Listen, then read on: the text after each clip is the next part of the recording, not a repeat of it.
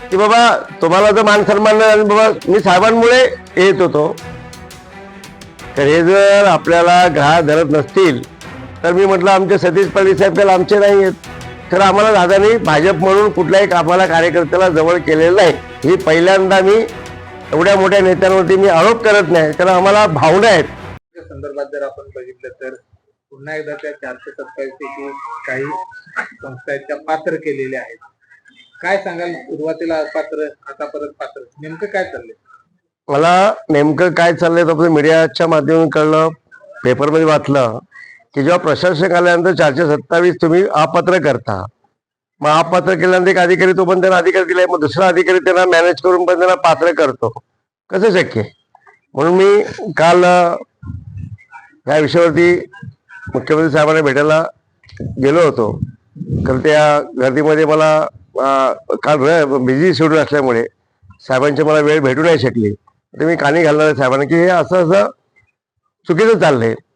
आपण मूळ म्हणजे गोकुळमध्ये प्रशासनाला कारण म्हणजे 1310 निर्णय ते अपात्र होतात. हे आपल्या सोयीसाठी मतदानासाठी ते निर्णय केलेले आहेत. मुश्रीफ साहेबांच्या घरात 45 डेरे आहेत, त्यामुळे शक्यच नाही होणार ना तसं. आणि मग जे गोरगरीब जनतेने सामान्य शेतकरी बांधवांनी ज्या कष्टातून घामातून गोकुळचं दूध उत्पादन सुरू केलं, मग अशावरती 100% अन्याय होतोय. मग तुम्ही 1300 आता 407 आणि 1300 जर ह्या पात्र झाल्या तर मग काय शक्यच म्हणजे गोकुळ हे राहणारच नाही. एका घराणेशाहीमध्ये आणि एका नेत्यांच्या घरासमोर निघून जाईल. आणि बाकी गोकुळमध्ये खरं तर म्हटलं तर गोकुळमध्ये शेतकऱ्यांच्या वाट्याला येते काय? जो दूध उत्पादन आपला दिवस रात्र मरून चारा गोटा दूध करून करायचं आणि त्यानंतर मग असला त्याला वर्षातून एकदा, हे आता तर मला कालच कळलं की माझ्या मतदारसंघात आणि सगळीकडे साम दाम दन, एक तर गोकुळची दशत. आमचे गोकुळ आमच्याकडे आहे, केडीसी बँक आमच्याकडे आहे, कारखाने आमच्याकडे आहेत, मिरची कांडप आमच्याकडे आहेत, जिल्हा परिषद आमच्याकडे आहेत.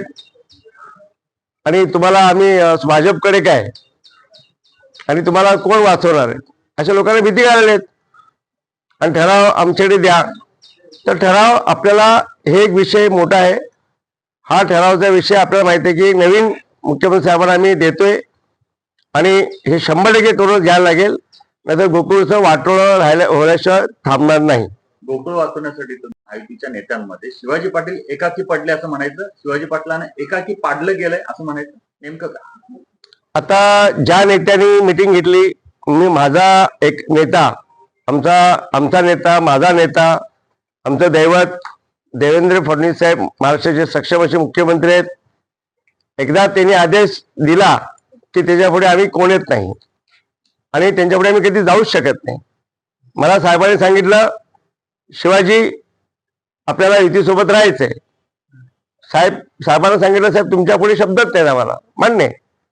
साहेबांनी तेव्हा सांगितलं मी साहेब खरं 1310 ह्या दूध संचालक आणि 400 ह्या 27 याचा हे ते 100% त्याची चौकशी लावून त्या अपात्र त्या आपल्याला ग्राह्य धरल्या जाणार नाहीत. त्यानंतर ठीक आहे म्हटलं हो ते खरं मुख्यमंत्री साहेबांनी मला बोलले आणि भेटून घ्या सांगितलं. खरं ह्या नेत्याने म्हणजे खास करून आमचे राष्ट्रीय नेते चंद्रकांत दादा मला नाही बोलवलं, खासदार साहेबांना बोलवलं, मुश्रीफ साहेबांना बोलवलं, पश्चिम महाराष्ट्रातले नेते सुमित कदमजी त्यांना बोलवलं. जिल्ह्याचं त्यांचं सुमितचं काही संबंध येत नाही गोकुळच्या याच्यामध्ये, ते सांगलीतले आहेत. खरं माहित नाही कारण काय.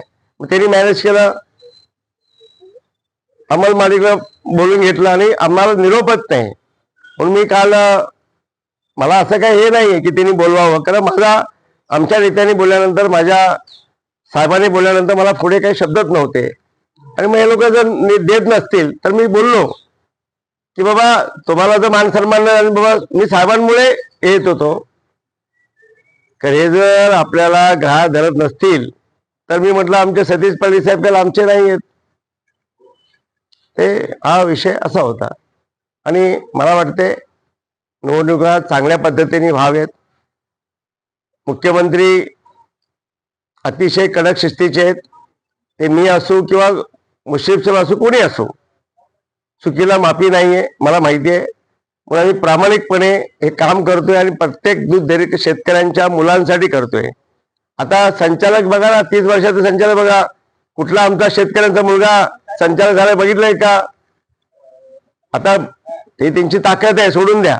आपले तिथपर्यंत आमचा गोरगरीब शेतकरी तिथे पोहोचूच शकत नाही. खरं मुश्रीफ साहेब उदाहरण घ्या, 25 वर्ष मंत्री राहिलेत, माझ्या चंदगड मतदारसंघात ते मंत्री नाही आहेत का? आम्हाला आमच्याकडे केलेत का? शाळा, कॉलेज, मेडिकल, हॉस्पिटल, इंडस्ट्रियल काय आलेत का? नाहीये. मग परवाशी आम्हाला पण भावना असतात, किती सण करायचं. मग गोकुळ तुमच्या मुलांसाठी, केडीशी तुमचे एक चेअरमन, तुम्ही राज्याचे मंत्री, आणि मग आमच्या शेतकरी सामान्य कुटुंबातल्या मुलांनी जायचं कुठे? आम्ही फक्त मतदानाला फक्त यायचं, झेंडे घेऊन फिरायचे. आणि कुठल्या मंत्र्यांनी केलेत? नाही केलं. आमचे चंद्रकांत दादा पण मंत्री होते, खूप मोठ्या पदे होते सगळं. तर मला अपेक्षा होत्या, दादानी पण आमच्या चंदगडसाठी काहीच नाही केलं. खंत आहे. तर दादा आता उठसूट मुश्रीफ साहेबांना घेऊन चाललेत. खरं आम्हाला दादानी भाजप म्हणून कुठल्याही आम्हाला कार्यकर्त्याला जवळ केलेलं नाही. ही पहिल्यांदा मी एवढ्या मोठ्या नेत्यांवरती मी आरोप करत नाही, कारण आम्हाला भावना आहेत. तर दादांचा एकही फोन आम्हाला एकदा बैठक बसल्या आपण बसून करूया म्हटले, तर आम्हाला कुठेही ग्रह धरत नाहीत. हीच खंत मला काल मुख्यमंत्री साहेबांना बोलायची होती. खरं या माघारीचा विधान परिषद माघारीच्या घाईगडबडीमध्ये राहिलं. मी साहेबांना सांगत होतो, साहेब आपण किती दिवस सहन करायचं? भारतीय जनता पक्ष भाजप संपवायला निघालेत, आणि जर आपला तर आपण कुठेतरी हा आवाज उठला पाहिजे. मला कुठल्या आमदारकीचं स्वप्न केवळ लावत नाही, मी घाबरत पण नाही.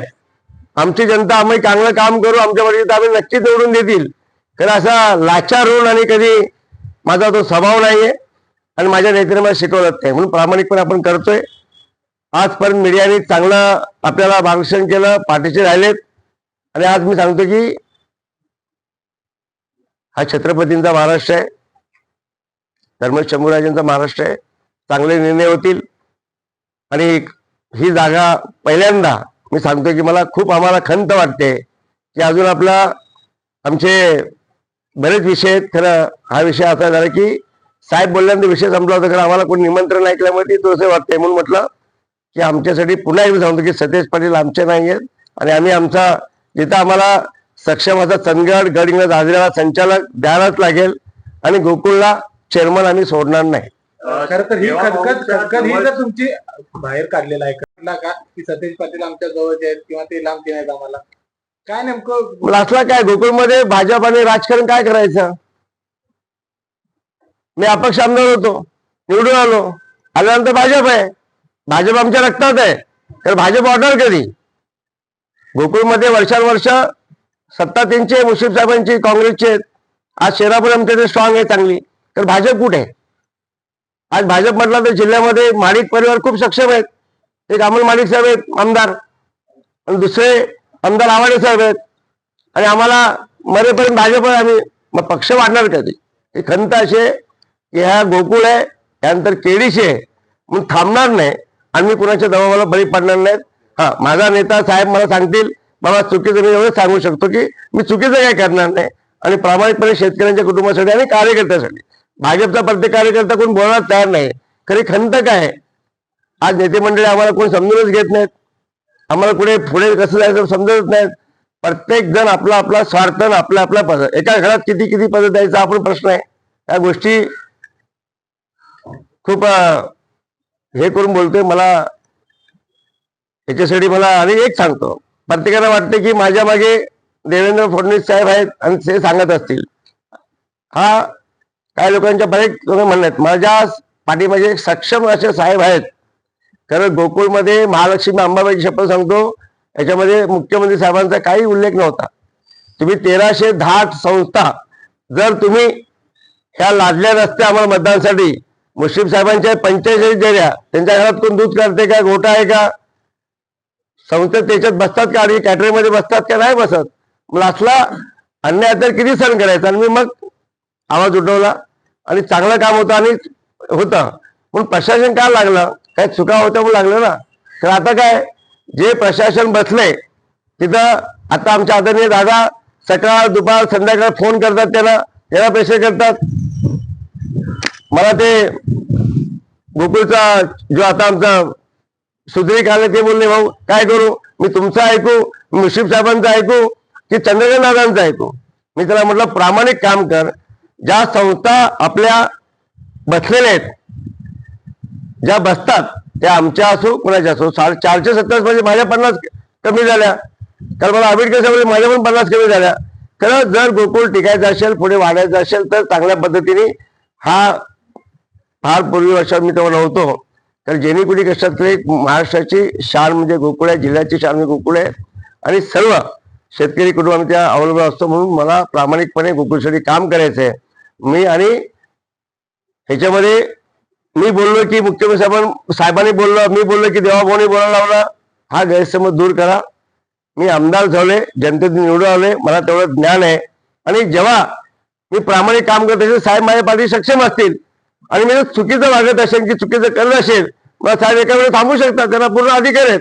माझा पूर्ण अधिकार देवेंद्र फडणवीस साहेबांच्या पुढे मी काय आमची कायच काय नाही, जे ते बोलतील ते अंतिम शब्द. तुमचे शिवाजी पाटील देवाभाऊ यांना वेगळ्या पद्धतीनं टार्गेट केलं जाते भाजपमधून देखील. टार्गेट पिरियड करण्यासारखा मी घाबरणारा एवढा कार्यकर्ता नाही. असं मी टार्गेट करून मला चालतील, मी घाबरणार, मी काय लाचारून जाणार, माझा स्वभाव नाही.